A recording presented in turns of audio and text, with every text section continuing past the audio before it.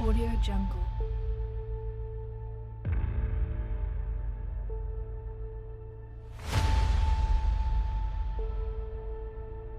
Audio Jungle.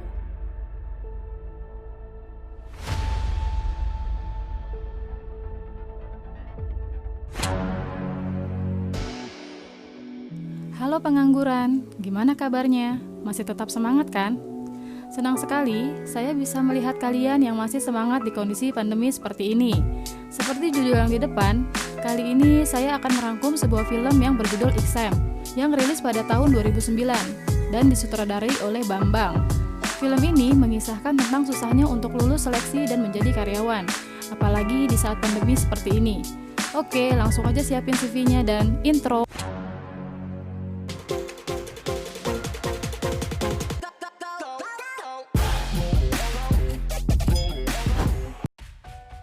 Cerita dimulai dengan memperlihatkan 8 kandidat yang berasal dari kalangan berbeda yang akan mengikuti sebuah tes untuk masuk ke dalam sebuah perusahaan yang besar. Setelah melewati berbagai seleksi yang sangat ketat, 8 kandidat ini kemudian akan mengikuti tahap akhir seleksi, yaitu sebuah ujian. Mereka kemudian memasuki sebuah ruangan yang di dalamnya telah disediakan kursi dan meja, beserta kertas dengan alat tulis di atasnya. Setelah itu, pengawas ujian pun masuk dan mulai menjelaskan kalau ujian ini terdiri dari satu pertanyaan dan akan berlangsung selama 80 menit. Tapi sebelum dimulai, pengawas memberi tempe 3 aturan yang harus diikuti selama ujian berlangsung. Pertama, tidak boleh berbicara atau berkomunikasi dengan pengawas ujian atau penjaga pintu. Kedua, tidak boleh merusak kertas ujian. Ketiga, tidak boleh meninggalkan ruangan dengan alasan apapun. Kalau ada yang melanggar peraturan tersebut, maka dia akan dikeluarkan atau didiskualifikasi. Sebelum memulai ujian, pengawas ujian bertanya, "Apa ada pertanyaan?" Lalu seluruh kandidat tidak ada yang menjawab, yang menandakan bahwa para kandidat di sini sudah paham. Lalu pengawas pun pergi dan ujian pun dimulai. Semua kandidat dibuat bingung ketika melihat kertas ujian yang ada di meja mereka hanya bertuliskan kandidat dengan nomor urut masing-masing kandidat, tanpa ada satupun pertanyaan di sana. Mereka bingung karena mereka harus menjawab satu pertanyaan, tapi di kertasnya tidak terlihat satupun pertanyaannya. Setelah beberapa menit berlalu dan merasa panik, seorang kandidat yang berasal dari negara Cina akhirnya menulis sebuah kalimat di kertas ujiannya. Tetapi dia malah dikeluarkan dari ruangan, karena ternyata ia melanggar peraturan poin 2, yaitu dianggap merusak kertas. Beberapa lama kemudian, kandidat lainnya mengetahui kalau ternyata mereka bisa berkomunikasi sesama kandidat. Tersisa 7 kandidat di dalam ruangan itu, dan setelah mengetahui hal tersebut, 6 kandidat lainnya mulai berdiskusi dan bekerja sama untuk mencari pertanyaannya. Kandidat yang disebut White ini menjuluki kandidat lainnya sesuai dengan penampilan fisik dan warna rambut mereka, yaitu di sini ada dark, brown, blonde, black, and brunette.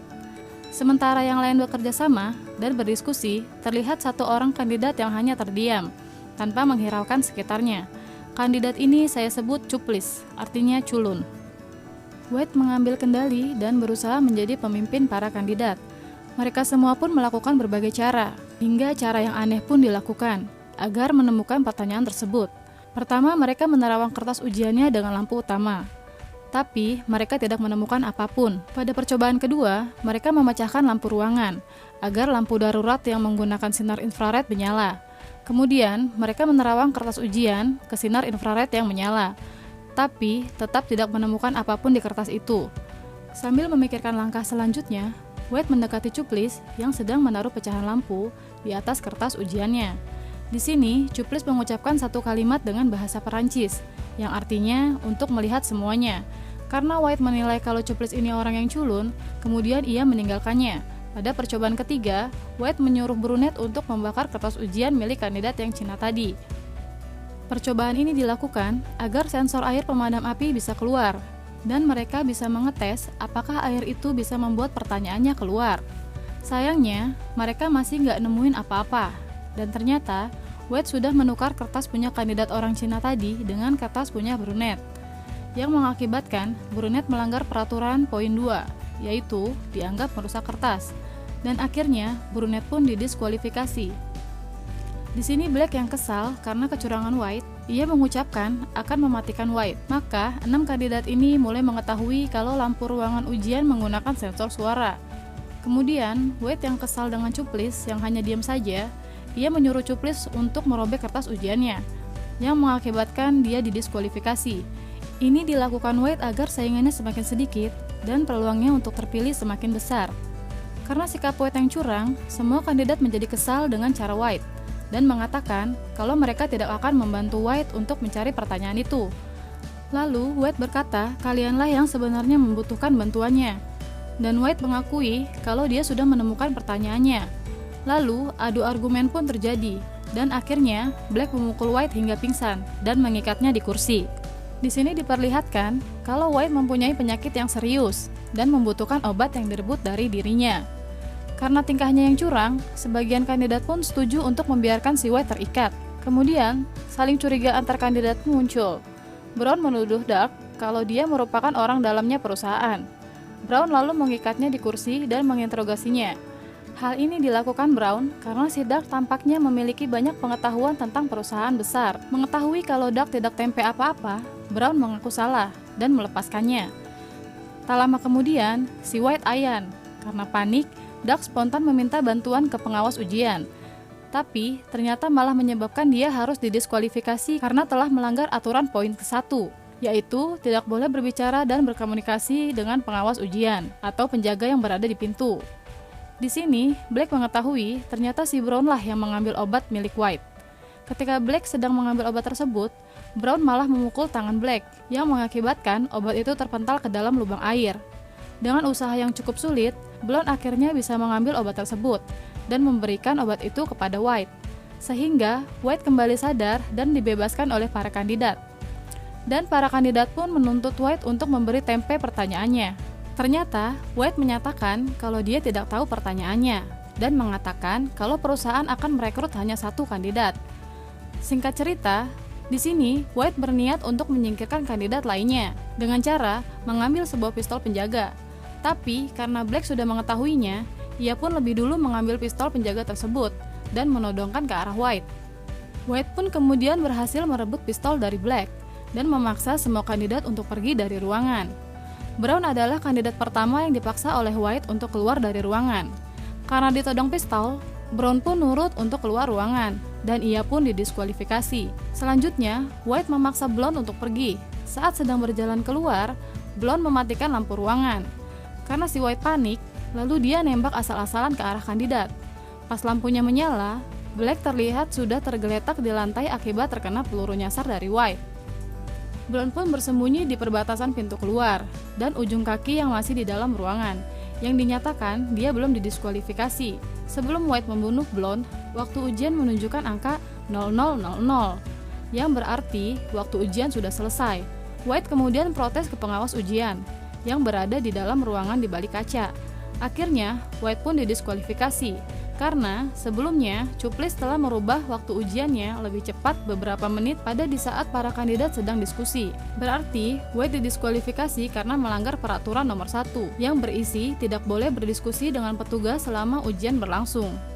Blonde yang masih bersembunyi, ia melihat kacamata Cuplis yang tertinggal, dan Blonde ingat dengan perkataan Cuplis pada saat menaruh pecahan kaca di atas kertas ujiannya, yaitu untuk melihat semuanya dengan jelas. Kemudian, Blonde mengambil kacamata tersebut dan serpihan kaca, lalu ia menggunakan untuk menerawang kertas ujiannya.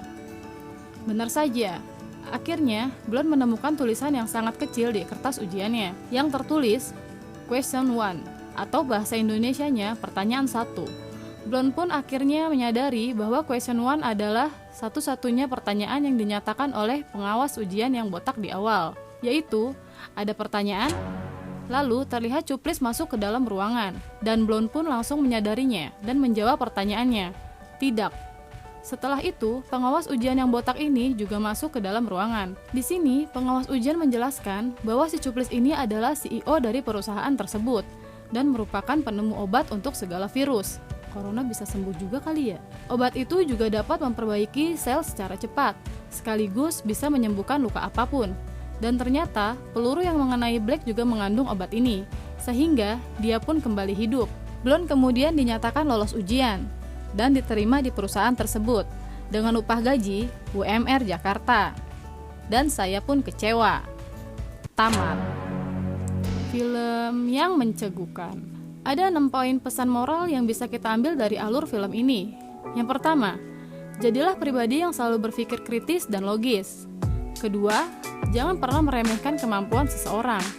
Ketiga, kepedulian atau kepekaan. Keempat, jadilah pribadi yang punya banyak akal atau cerdik. Kelima, pantang menyerah. Keenam, teliti. Cerita ini hanyalah fiktif belaka. Jika ada kesamaan tempat, nama, dan juga cerita adalah hanya kebetulan semata dan tidak ada unsur kesengajaan. Untuk kalian yang ingin merequest film, silakan tinggalkan komentar di bawah. Terima kasih sudah menonton. Saya beserta jajaran tim mohon pamit, sampai bertemu di ngalor ngidul selanjutnya.